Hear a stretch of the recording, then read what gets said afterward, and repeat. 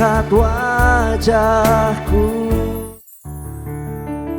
Shalom jemaat, welcome baby day. Saya yakin bahwa setiap kita adalah orang-orang yang dikasihi oleh Tuhan Yesus.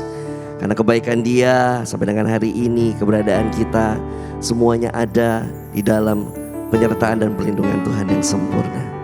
Mari sebelum kita memulai ibadah hari ini, mari kita sama-sama berdoa.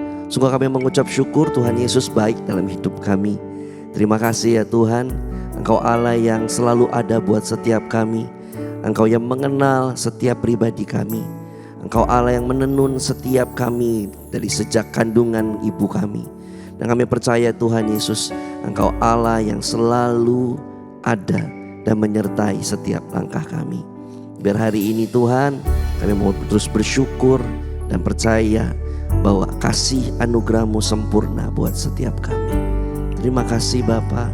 Terima kasih Tuhan Yesus. Mari angkat sembah kita sama-sama.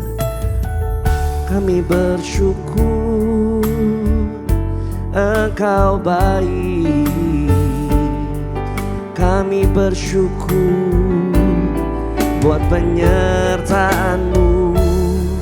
Kami bersyukur kasih setia-Mu sempurna sampai hari ini. Semua karena kebaikan-Mu. Terima kasih ya Tuhan Yesus. Betapa ajaib dan dahsyatnya Tuhan kejadianku. Kau menenun diriku serupa gambaran-Mu. Oh,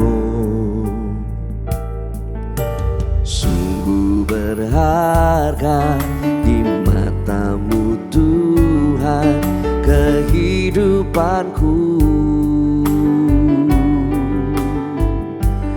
Kau membawa hatiku melekat erat dengan hati-Mu.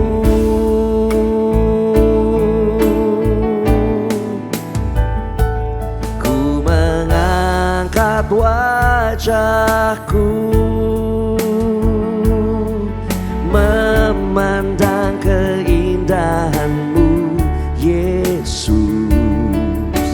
Syukur bagi kesetiaan-Mu di sepanjang hidupku. Dan ku angkat tanganku ke tata kasih dan karunia-Mu. Tak sekalipun Kau tinggalkanku, Yesus sahabatku. Kami bersyukur ya Tuhan Yesus. Betapa ajaib dan dahsyatnya Tuhan kejadianku. Kau menenun diriku serupa gambaran-Mu. Oh, sungguh berharga kami, sungguh berharga di mata-Mu Tuhan kehidupanku. Kau membawa hatiku melekat erat dengan hati-Mu. Ku mengangkat wajahku memandang keindahan-Mu Yesus. Syukur bagi kesetiaan-Mu di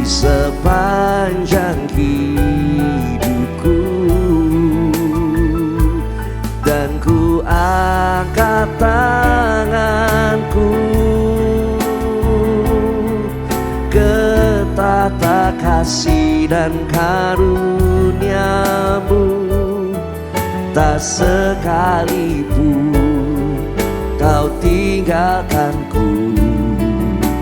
Yesus sahabatku. Kami angkat wajah kami, ku mengangkat wajahku, memandang keindahan-Mu, Yesus.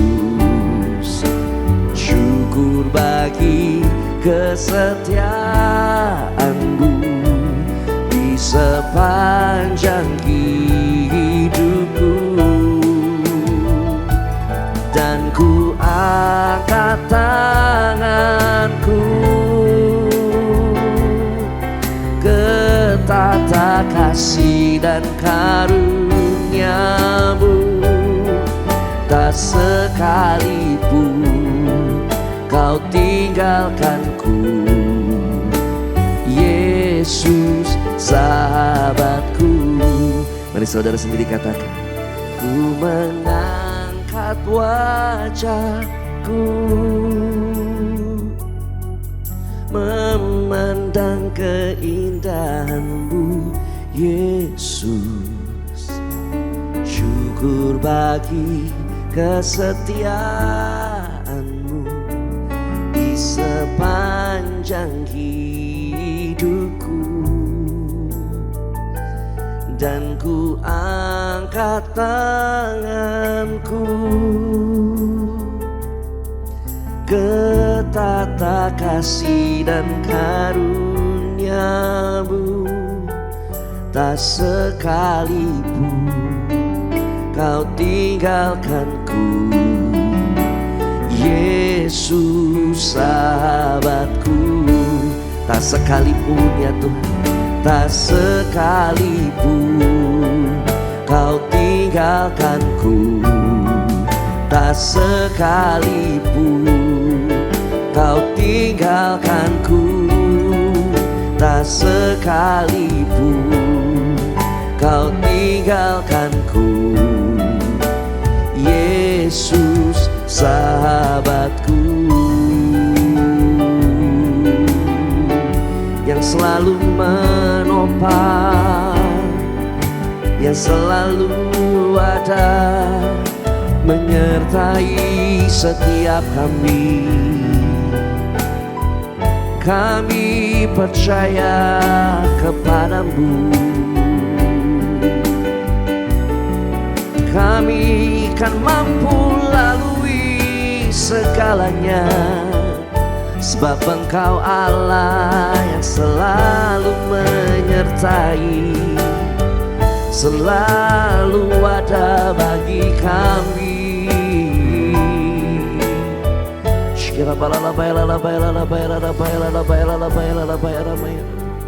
Terima kasih ya Tuhan Yesus. Bersama-Mu Bapa, ku lewati semua perkenanan-Mu yang teguhkan hatiku. Engkau yang bertindak, memberi pertolongan. Anugerah-Mu besar, melimpah bagiku. Dan sekali lagi nyatakan, bersama-Mu, bersama-Mu Bapa, ku lewati semua perkenanan-Mu yang teguhkan hatiku. Engkau yang bertindak, memberi pertolongan.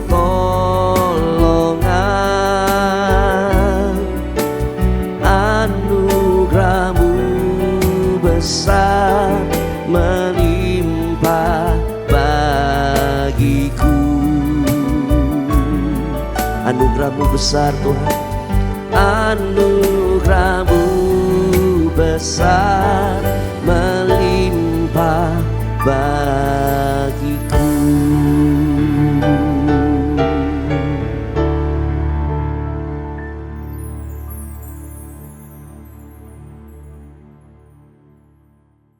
Shalom, Jemaat Welcome Baby Day.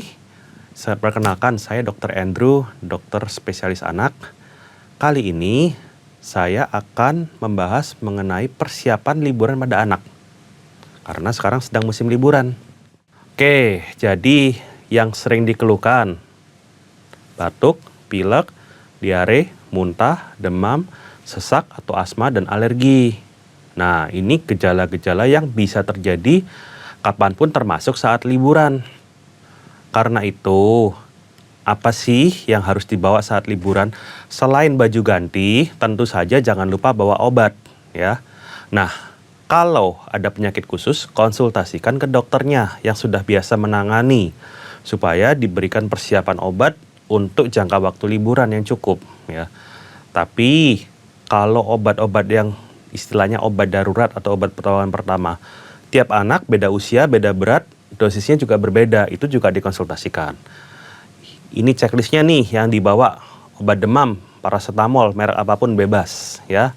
Obat batuk pilek, bisa mukolytik, bisa dekongestan hidung untuk yang minum ataupun yang tetes, ya.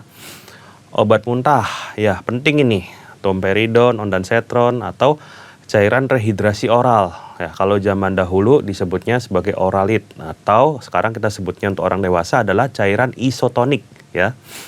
Kemudian obat asma, ada yang mana-mana bawa inhaler atau nebulizer. Jangan lupa obatnya kalau nebulizer, ya. Kalau inhaler soalnya obatnya udah masuk di dalamnya.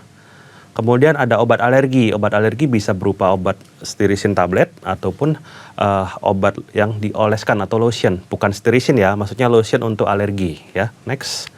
Persiapan lain nih, ini sekilas di luar bidang medis pun juga nih saya reminding.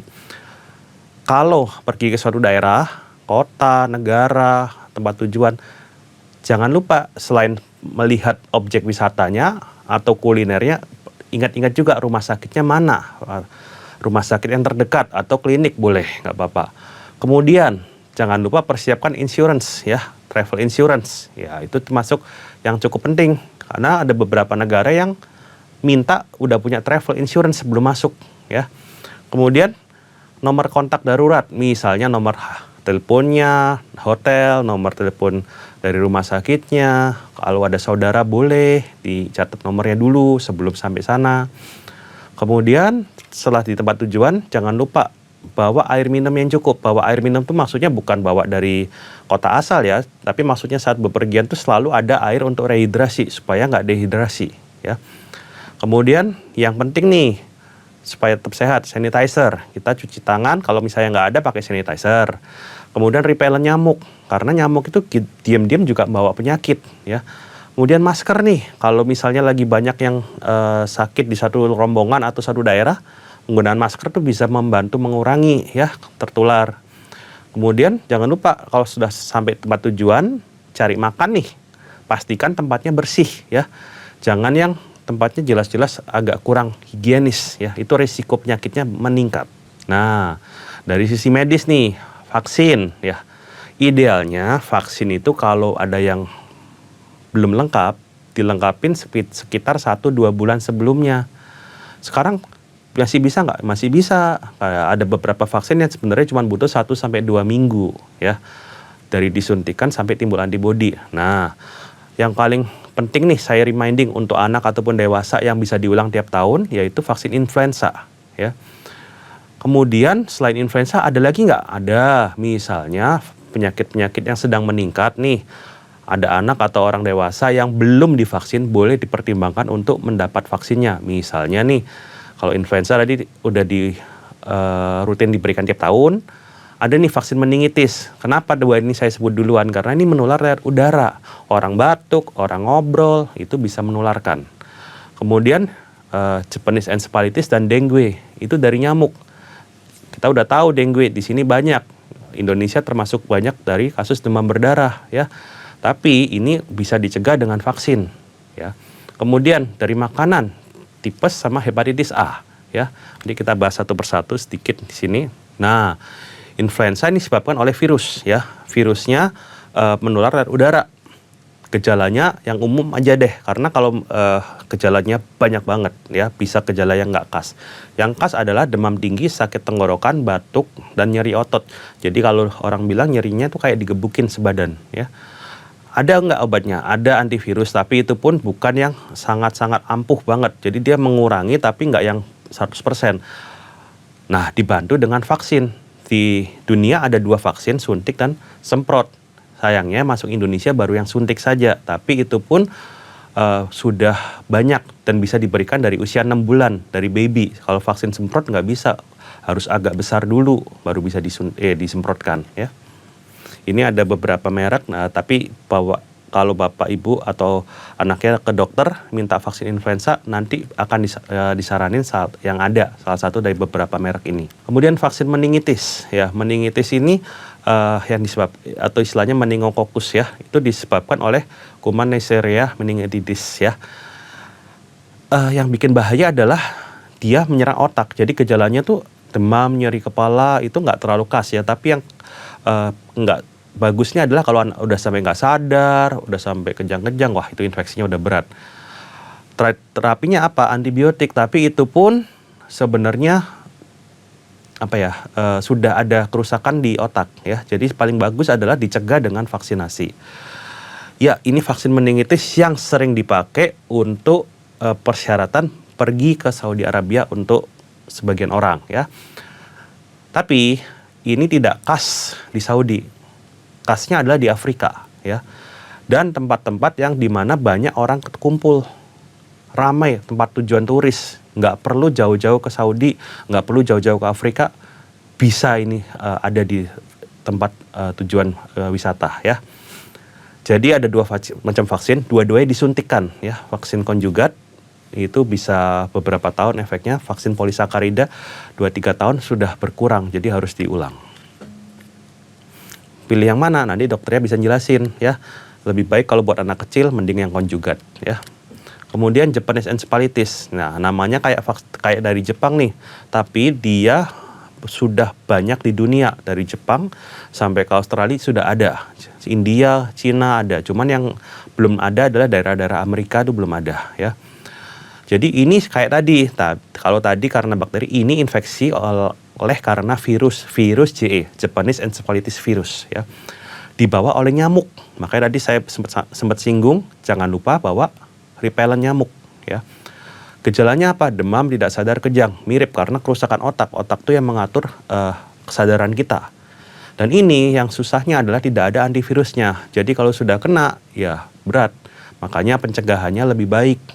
Mau anak, mau dewasa, sama-sama bisa dapat vaksin ini, ya.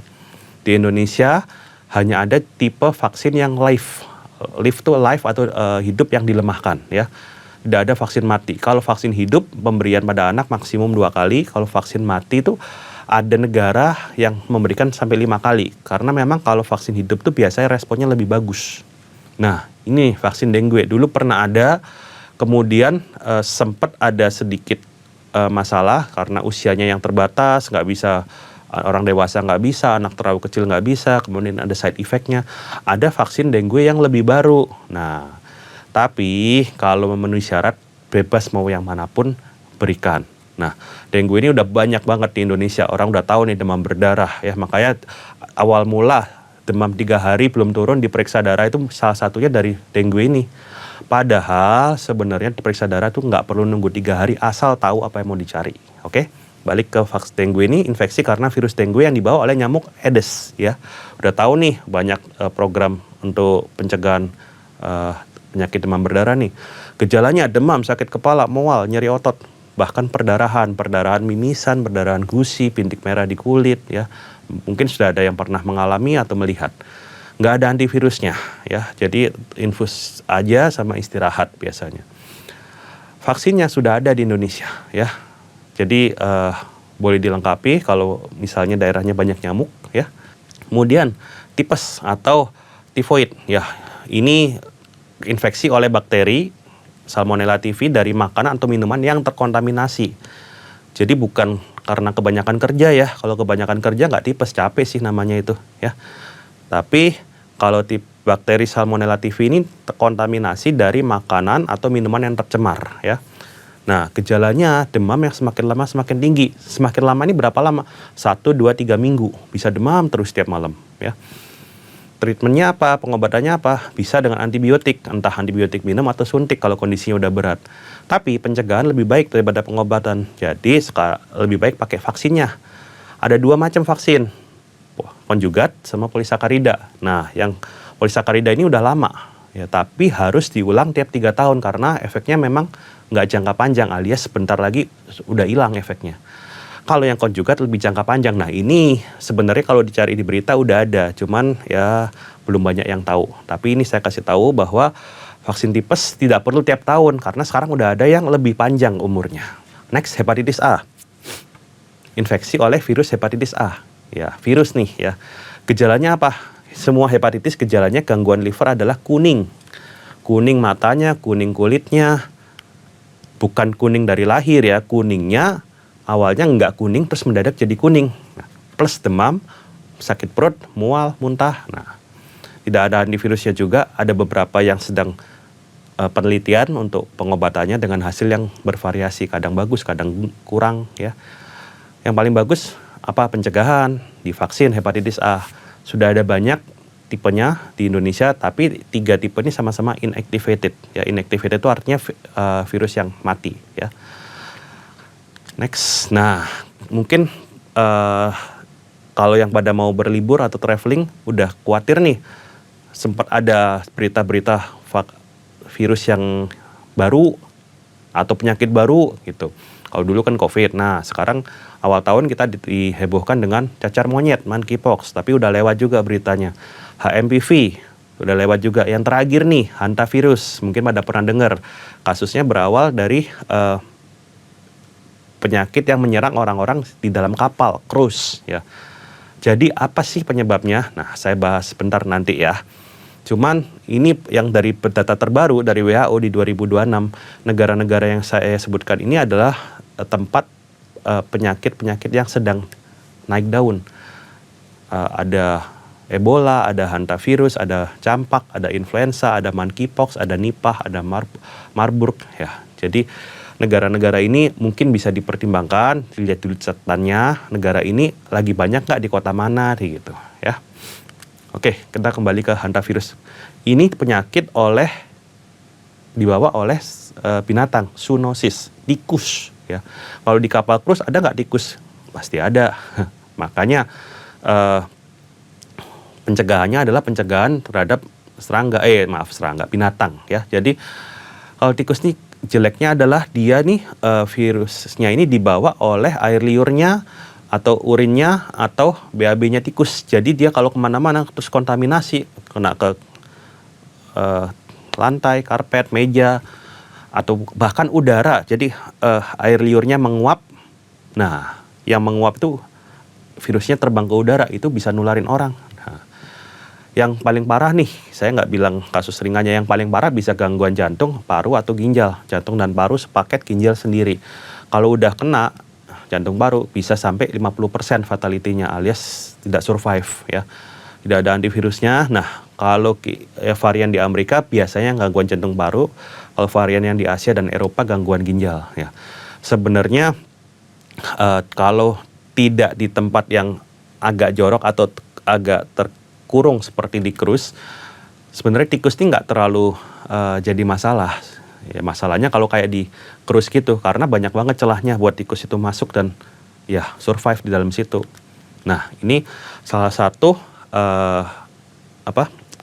edaran peringatan, hati-hati buat orang yang naik kapal terutama ya, karena kan tikus banyaknya di kapal. Tapi apakah cuma di kapal? Enggak, karena tikus ya. Jadi salah satu peringatannya adalah waspadai tikus ya, karena bisa membawa virus hanta. Itu aja sih. Oke, sekian tips dari saya. Semoga membantu dalam mempersiapkan liburan. Tuhan Yesus memberkati. Shalom. Gembala dan seluruh pengerja GBPRJ CK7 serta jemaat Tuhan mengucapkan terima kasih kepada Dr. Andrew Renato SPA yang telah memberkati kita semua melalui penyampaian penjelasan perihal persiapan liburan anak. Tuhan Yesus memberkati dokter dan keluarga berlimpah-limpah. Berikut kami sampaikan beberapa pengumuman. Ibadah Raya hari Minggu 5 Juli 2026 pukul 7, 9, dan 11.30 waktu Indonesia Barat dilayani oleh Evangelis Lili Sulistyo. Pukul 16.30 waktu Indonesia Barat dilayani oleh PDP Tin Setiawati. PRJ Manila Service pukul 9 waktu Indonesia Barat dilayani oleh Pendeta Immanuel Kristo. Ibadah Raya disertai dengan ibadah King's Kid, ibadah anak berkebutuhan khusus, Little Blessing Toddler, Sekolah Minggu, Joshua Generation Kids Church English Service, Sekolah Minggu Menara Service, ibadah Junior Church Indonesian Service, 316 Youth English Service, dan ibadah 2 PM yang Adult and Couple Service. Polda Metro Jaya mengungkap kasus pelecehan seksual. Rentetan kejahatan seksual mengakibatkan kerap sekali terjadi kasus pencabulan ataupun pelecehan terhadap anak-anak. Seringkali kita berpikir anak-anak kita belum sampai pada fase itu. Namun pada waktunya setiap anak akan bertumbuh, termasuk anak-anak berkebutuhan khusus. Mereka pun mengalami masa pubertas dengan perubahan fisik dan emosi yang tidak selalu mudah mereka pahami. Di saat itulah mereka membutuhkan pendampingan yang tepat, bukan sekedar perhatian, tetapi pengertian yang benar dan penuh kasih. Mari bersama memahami dan mendampingi setiap proses pertumbuhan mereka dengan bijaksana. Tidak semua orang tua siap membicarakan sex education dengan anaknya, terlebih untuk anak berkebutuhan khusus. Tapi justru karena mereka istimewa, mereka membutuhkan pendampingan yang lebih tepat. Mari belajar bersama menjadi orang tua yang mampu melindungi, memahami, dan membimbing anak dengan kasih. Kami mengundang para orang tua dan pendamping anak berkebutuhan khusus untuk hadir dalam seminar parenting pada 29 Agustus 2026 pada pukul 9.30 hingga 15.00 waktu Indonesia Barat di MGK lantai 9. Untuk informasi dan pendaftaran, silakan menghubungi kontak yang tertera di layar.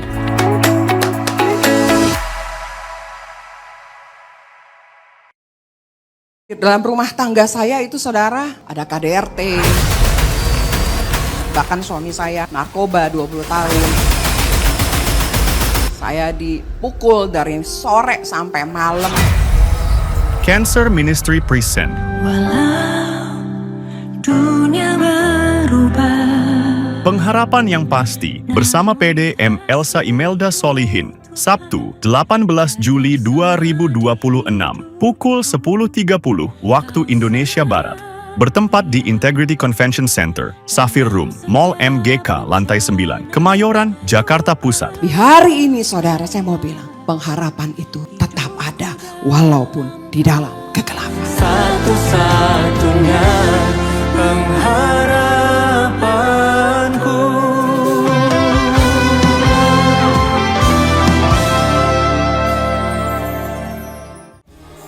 Terkadang, kita ingin selalu terlihat benar. Gak mau kalah dan gak mau dikoreksi. Karena kita merasa, aku kan princess. Tapi dalam kerajaan Allah, kedewasaan bukan tentang siapa yang paling benar, melainkan siapa yang paling mau dibentuk Tuhan. Orang yang merasa selalu benar berhenti bertumbuh. Akan tetapi, wanita yang mau diajar akan terus berkembang. Mari kita bersama-sama belajar menjadi princess sejati yang memiliki hati untuk mau selalu dibentuk Tuhan. Di ibadah WOI pada hari Kamis 23 Juli 2026 pukul 10 pagi. Bersama Pastor Cheryl Priyatna dengan tema Princess Nggak Pernah Salah. Bertempat di ruang Safir dan Pearl, Integrity Convention Center, lantai 9.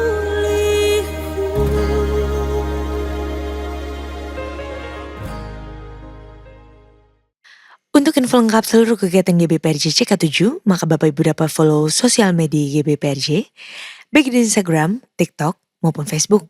Sekian pengumuman pada hari ini. Terima kasih atas perhatian. Bapak Ibu sekalian, Tuhan Yesus memberkati. Mari kita satukan hati berdoa bersama. Tuhan, kami mengucap syukur untuk ibadah Welcome Baby Day hari ini. Semua berlangsung dengan baik. Dan kami juga diberkati oleh pengetahuan tentang persiapan liburan anak yang disampaikan oleh Dr. Andrew Renato.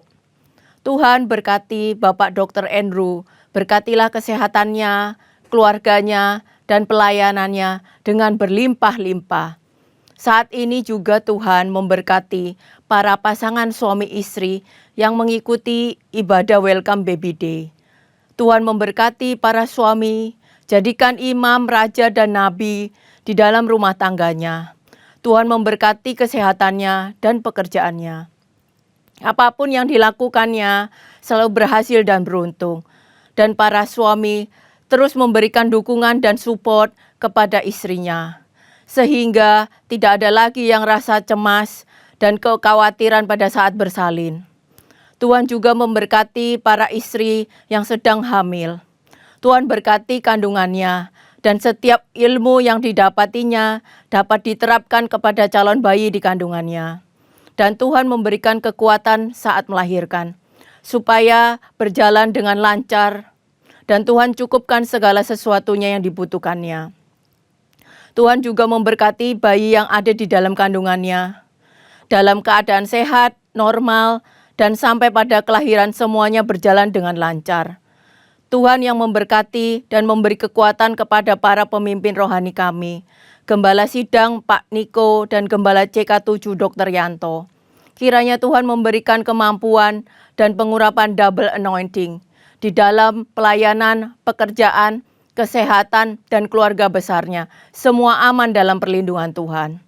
Tuhan memberkati Presiden Pak Prabowo dan Wakil Presiden Pak Gibran dan seluruh jajaran di pusat sampai ke daerah untuk tetap menjalankan tugasnya dengan baik dan bertanggung jawab. Dan setiap program yang ada, semuanya untuk kepentingan rakyat Indonesia. Dan tiba saatnya kami menerima doa berkat melalui hambanya. Jemaat Welcome Baby Day yang dikasihi Tuhan, mari kita siapkan hati untuk menerima doa berkat. Terimalah berkat yang berlimpah-limpah dari Allah Bapa, kasih karunia dari anaknya yang tunggal Yesus Kristus, dan penyertaan yang manis dari Roh Kudus menyertai kita semua, mulai hari ini sampai Maranatha, bahkan untuk selama-lamanya. Haleluya, amin.